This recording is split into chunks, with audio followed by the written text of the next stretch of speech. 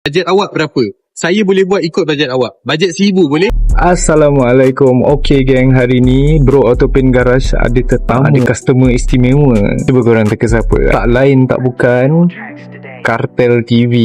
Korang mesti kenal kan YouTuber ni kan.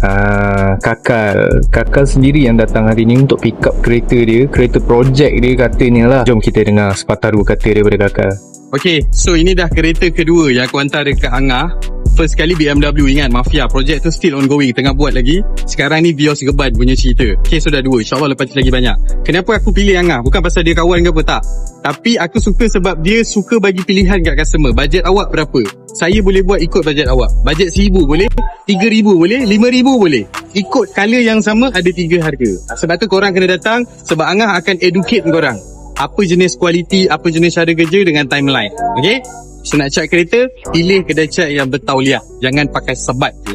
Benda tu sangat penting. Kalau tak kau menyesal bertahun-tahun. Sebab ni akan pakai lama tau. Right? Bro Autopaint guys.